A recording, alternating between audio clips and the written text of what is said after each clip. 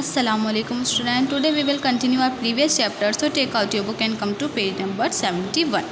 Today topic is fibers.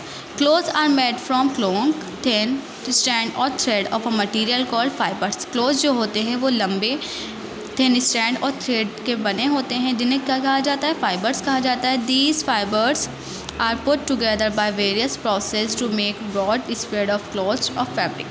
ये जो fibres होते हैं आपस में मिलकर एक लॉन्ग प्रोसेस की हेल्प से क्या होते हैं, ब्रॉड थ्रेड स्प्रेड बनाते हैं जिसे कपड़ा कहा जाता है और इसे फैब्रिक भी कहा जाता है.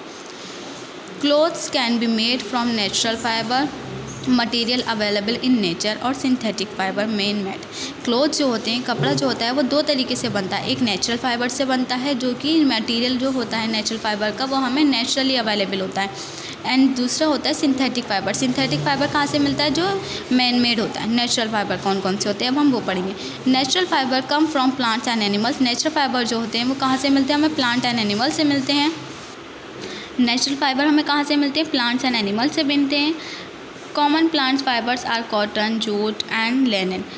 कॉमन प्लांट जो होते हैं जिससे हमें फाइबर्स मिलते हैं वो कौन कौन से होते हैं, जैसे कॉटन है, जूट है and linen. Cotton is obtain from the cotton plant. Cotton plant कहाँ से मिलता है, हमें कॉटन प्लांट से. Jute is obtain from the jute plant. Jute किससे मिलता है, हमें जूट प्लांट से. And linen is obtain from flax plant. Linen जो मिलता है वो किससे मिलता है, हमें फ्लैक्स प्लांट से. Animals are also sources of fibres like wool, silk and fur. Animals जो होते हैं वो भी एक तरीके की सोर्स होती है जिससे हमें फाइबर्स मिलते हैं. किस टाइप के फाइबर्स मिलते हैं हमें एनिमल से, जैसे कि wool, silk and fur. Fur is usually leather with hair. It is use in clothing special coats. Fur क्या है, फ़र जो होता है एक तरीके का लेदर के फॉर्म में यूज़ होता है और इसको स्पेशल क्लोथ्स बनाने के लिए यूज़ करते हैं. Silk is use to make expensive and lustre clothes. Silk जो मिलता है वो काफ़ी एक्सपेंसिव क्लोथ्स बनाता है. और ये कैसे क्लोथ्स बनाते हैं, लस्टर क्लोथ्स बनाते हैं. We get silk from the cocoon of silkworm and wool from the fleece of sheep. Cocoon की से सिल्क वॉर्म के जो कोकून होता है उससे हम सिल्क लेते हैं एंड वूल जो लेते हैं वो हम शिप के बालों से लेते हैं. The skin of dead animals is use to make leather clothes such as jackets and clothes. कुछ एनिमल्स की जो जब वो डेड हो जाते हैं तो उनकी भी स्किन को हम यूज़ करते हैं एज ए लेदर क्लोथ्स के फॉर्म में, जैसे कि जैकेट एंड कोट्स बनाने में. Synthetic fibres, man made fibres. Synthetic fibres कौन से होते हैं, जो मैन मेड फाइबर्स होते हैं. Synthetic fibre are not found naturally. ये नेचुरली हमें नहीं मिलते. They are made from chemical and crude oil. ये किससे बनाए जाती हैं, केमिकल्स और ऑयल से बनाए जाते हैं. Nylon and rayon and polyester are some synthetic material use for making clothes. Nylon है, रेयॉन है और पॉलिएस्टर, ये क्या है, कुछ सिंथेटिक मटेरियल है जिससे कपड़ा बनाया जाता है. They are more durable than natural fibre. ये ज़्यादा ड्यूरेबल होते हैं नेचुरल फाइबर से. They are stretchable, wrinkle free and dry easily. ये कैसे होते हैं, स्ट्रेचेबल होते हैं और ये क्या होते हैं, रिंकल फ्री होते हैं और ये जो होते हैं काफ़ी ईजिली ड्राई हो जाते हैं. Like natural fibre they do not absorb sweet. Natural fibre जो होते हैं वो स्वीट एब्जॉर्ब नहीं करते, पसीना एब्जॉर्ब नहीं करते. They are also known as man made fibres. जो मैन मेड केमिकल की हेल्प से जो बनते हैं वो क्या कहलाते हैं, मैन मेड फाइबर्स कहलाते हैं. नेक्स्ट है हमारा topic caring for clothes. Clothes की किस टाइप से हमें केयर करनी चाहिए. If we want our clothes to last long we must take care of them in the following ways. हम अगर चाहिए कि हम अपने कपड़े ज़्यादा टाइम तक चला सके तो हमें इस फॉलोइंग वेज दे रखे उसको फॉलो करके अपने कपड़ों की देखभाल करनी चाहिए. Cloth should B washed regularly and maintained well.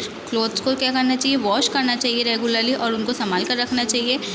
Cloth should be dried in the sunlight for quicker result. अगर हमें जल्दी सुखाने हैं तो हमें किसकी हेल्प से ड्राई करना चाहिए, सनलाइट में डाल देना चाहिए जिससे वो ईजिली ड्राई हो जाए. After drawing cloth should B iron. Dry होने के बाद क्लोथ को क्या करना चाहिए, हमें आयरन करना चाहिए, प्रेस करनी चाहिए उस पर. Silk and woollen cloth should be wash using a mild detergent. They can also dry clean. Silk and woollen cloth जो होते हैं उनको वॉश करने के बाद उसको कैसे वॉश करते वक्त क्या कौन सी डिटर्जेंट यूज़ करना चाहिए, मिल्क डिटर्जेंट यूज़ करने चाहिए. और क्या करना चाहिए, उसको बाद में ड्राई क्लीन भी करना चाहिए. Dry cleaning involve the washing of clothes with petrol. Dry clean में क्या इन्वॉल्व होता है, पेट्रोल इन्वॉल्व होता है जब उसको वॉश करवाते हैं ड्राई क्लीन में. Dark coloured cloth should be dried in the shaded area. जो डार्क कलर के क्लोथ्स होते हैं उनको शेडेड एरिया में ड्राई करना चाहिए. Naphthalene balls are use to prevent damage to clothes by insect. If they are not stored properly, insects such as silverfish can damage them.